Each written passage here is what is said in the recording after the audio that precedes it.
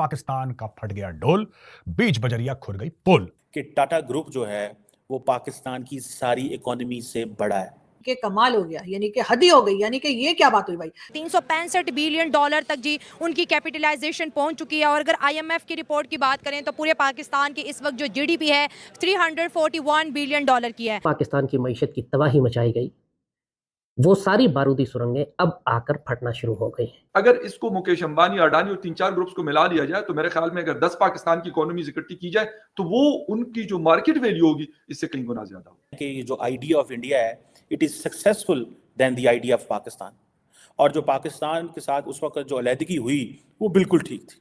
ये चीज़ें हैं जो तकलीफ देती हैं जब हम देखते हैं और वो फिर इस चीज़ को एंजॉय करते हैं। यही सिस्टम रहा। अभी तो वहाँ की एक जो से टाटा कंपनी प्राइवेट इसको कवर कर रही है, तो शायद अगर 5 या 10 साल या 20 साल के बाद शायद वहाँ का एक दुकान जो सिंपल स्टोर नहीं हो, सुपर स्टोर, वो भी हमारी इकोनॉमी को ओवरलैप करेगा। इसमें बुरे हालात हो जाएंगे पाकिस्तान पे हम पहुँच जाएंगे, इसमें कोई शक भी नहीं है। ये अगर हमें पता है या हम इसको समझ रहे हैं या ना समझ रहे हैं, तो इसमें बहुत जल्द ये पोजीशन आ जाएगा। वो पाकिस्तान की इकोनॉमी चैलेंज भी कर रहे हैं। ये भी मतलब थोड़ा सा हमारे लिए शेमफुल बात है कि एक कंपनी पाकिस्तान की पूरी इकोनॉमी को पीछे छोड़ दी। मैं एज अ डॉक्टर काम कर रहा हूँ जो जिना हॉस्पिटल में, तो उनका आप डॉक्टर का शोबा देख लें, जहाँ उनकी हेल्थ स्टैंडर्ड देखें तो वो हमसे बहुत ज़्यादा है। इवन जब हम बाहर अप्लाई करते हैं तो उनके डॉक्टर्स को ज़्यादा प्रेफर किया जाता है as compare to us. Topic पे बात करने जा रहे हैं वो बेसिकली ये है कि इंडिया की एक कंपनी टाटा, क्या कहेंगे आप उस कंपनी को लेकर?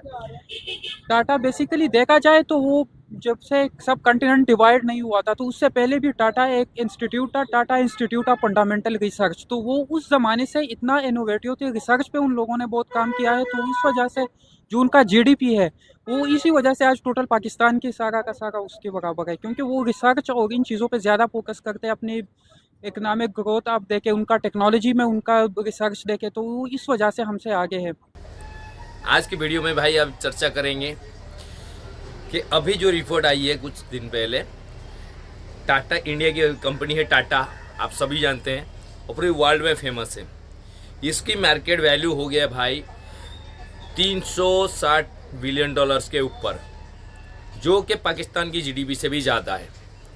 अब इस बात को लेकर पड़ोसी मुल्कों में भाई हंगामा मचा हुआ है कि कैसे एक कंपनी इंडिया की और उसकी जीडीपी कैसे पूरी देश की जीडीपी के बराबर है या तो उससे ज़्यादा हो रहा है। और इस तरह ना जाने और भी कई बड़े बड़े कंपनियां हैं जैसे रिलायंस है, अडानी ग्रुप से। तो उनकी चर्चा वहाँ पे ये चल रही है कि ऐसा क्या होता है इंडिया में जो वहाँ पे कंपनियां इतनी ग्रो कर रही है और हमारे देश में ऐसा क्या हालत है और आज ये हालत क्यों हुए। तब भारत के अंदर भारतीय मीडिया ये कह रहा है कि टाटा ग्रुप जो है वो पाकिस्तान की सारी इकोनॉमी से बड़ा है। ये तो एक है, ठीक है। अगर आप इंडिया की 10 बड़ी इकोनॉमी को अंडरस्टैंड करने, 10 बड़ी कंपनीज को अंडरस्टैंड करने की कोशिश करें कि इंडिया इतनी तेज़ी से डेवलपिंग इकोनॉमी कैसे बना और दुनिया की जो मोस्ट वैल्यूएबल कंपनीज हैं वो इंडिया के अंदर कैसे हैं, जो कि टेक्नोलॉजी सेक्टर में है, फाइनेंस में है, कंज्यूमर गुड में है, और इंडिया की इकोनॉमी को उन्होंने कैसे बूम दिया। यही सिस्टम रहा। अभी तो वहाँ की एक जो से टाटा कंपनी प्राइवेट इसको कवर कर रही है, तो शायद अगर 5 या 10 साल या 20 साल के बाद शायद वहाँ का एक दुकान जो सिंपल स्टोर नहीं हो, सुपर स्टोर, वो भी हमारी इकोनॉमी को ओवरलैप करेगा। इसमें बुरे हालात हो जाएंगे पाकिस्तान पे हम पहुँच जाएंगे, इसमें कोई शक भी नहीं है। ये अगर हमें पता है या हम इसको समझ रहे हैं या ना समझ रहे हैं, तो इसमें बहुत जल्द ये पोजीशन आ जाएगा। वो पाकिस्तान की इकोनॉमी चैलेंज भी कर रहे हैं। ये भी मतलब थोड़ा सा हमारे लिए शेमफुल बात है कि एक कंपनी पाकिस्तान की पूरी इकोनॉमी को पीछे छोड़ दी। मैं एज अ डॉक्टर काम कर रहा हूँ जो जिना हॉस्पिटल में, तो उनका आप डॉक्टर का शोबा देख लें, जहाँ उनकी हेल्थ स्टैंडर्ड देखें तो वो हमसे बहुत ज़्यादा है। इवन जब हम बाहर अप्लाई करते हैं तो उनके डॉक्टर्स को ज़्यादा प्रेफर किया जाता है एज कम्पेयर टू अस।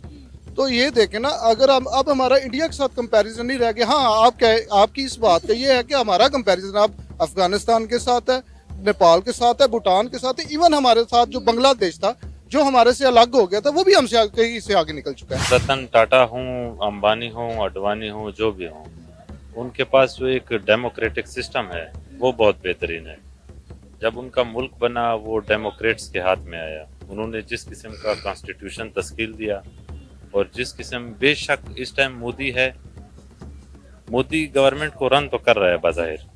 इस टाइम इंडिया के जो रिजर्व्स हैं वो $650 बिलियन हैं। टाटा कंपनी ये वो प्राइवेट है, उन्होंने एक सिस्टम बनाए हुए है, चाहे कोई भी बिजनेस करे उसका एक लेवल है, गवर्नमेंट को रेवेन्यू जनरेट कर रहा है, उसका जो अपना ओनर है वो अपना जो प्रॉफिट वो भी ले रहा है। हमारे यहाँ तो सारी जो प्राइवेट इदारे हैं वो किसके, हाँ वो आर्मी के अंडर है, इसमें कोई शक भी नहीं है।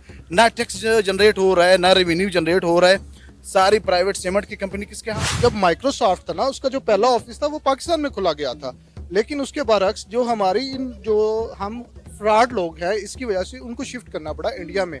और इंडिया को आप उसके कंपैरिजन करें तो देखिए आज पूरा जो है ना, इवन वो सब्जी फरोश जो है उनका, उसके पास भी स्कैनर बड़ा होता है जो कि वो स्कैन करके पे करता है। इसके बरक्स आप अभी देखिए हमारे काफी लोगों के पास अभी इवन अभी जायज कैश इसी पैसा की फैसिलिटी नहीं है। बलूचिस्तान में आप सिर्फ हेल्थ और एजुकेशन का निज़ाम नहीं है, बाई रोड अगर आप आएंगे, मैं रोड पे आ रहा था, मैं खुद ड्राइव कर रहा था, तो मैं जब बलूचिस्तान के क्रॉस कर गया, पंजाब में एंटर हो गया, तो वहाँ पे अलग मोटरवेज, अलग रोड, तो मैं एक सोच रहा था मेरे ज़हन में एकदम से क्वेश्चन आ गया कि मैं एक किसी और मुल्क में। आप देख रहे थे पाकिस्तान पब्लिक के रिएक्शंस, उनके राय काफ़ी सुलझे हुए कुछ लोग हैं जिनका कहना बराबर एकदम सही बोल रहे हो कि यहाँ पे कैसे एक डेमोक्रेटिक सिस्टम है भारत में, और वही चीज़ ही पाकिस्तान में नहीं है। वहाँ पे भी एक सिस्टम है, उसको करप्शन का सिस्टम बोलते हैं। करप्शन ऐसा नहीं कि इंडिया में नहीं है, हमारे देश में भी है, लेकिन उनके मुकाबले उस लेवल का ही नहीं है, उनका लेवल ही अलग है भाई पूरा वहाँ का। दूसरी बात है, यहाँ सारे कुछ गवर्नमेंट हैंडल करती है और वहाँ पे सारे कुछ आर्मी हैंडल करती है, और ये सबसे बेसिकली जो फंडामेंटल चेंजेस है, डिफरेंस है। इसी वजह से सबसे बड़ी बात, बड़े बड़े कंपनियाँ वहाँ आना नहीं चाहती हैं, और आएगा भी तो वहाँ सिक्योरिटी नहीं है। कोई आगे पैसा इन्वेस्ट करेगा भी तो कैसे करेगा? जहाँ पे सिक्योरिटी ना हो वहाँ पे आना कौन चाहेगा भाई? कोई नहीं आएगा। आज के डेट में अगर देखा जाए, जो बांग्लादेश 71 में पाकिस्तान से अलग हुआ था, उनकी इकोनॉमी पाकिस्तान से भी अच्छी है। अफ़गानिस्तान की भी इकोनॉमी अच्छी है। अगर करेंसी के भाव देखेंगे ना, तो अफ़गानिस्तान की करेंसी पाकिस्तान से भी मजबूत है भाई। बाकी इंडिया से बात छोड़ दीजिए, बंदे ने सही बोले भाई ने, अभी इंडिया के साथ कोई कंपैरिजन बनता ही नहीं है।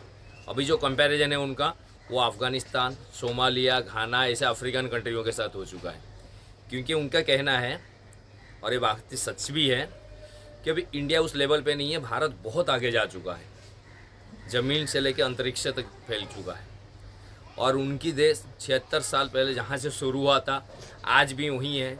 इस्लाम कर करके वहीं में मर रहे हैं सारे।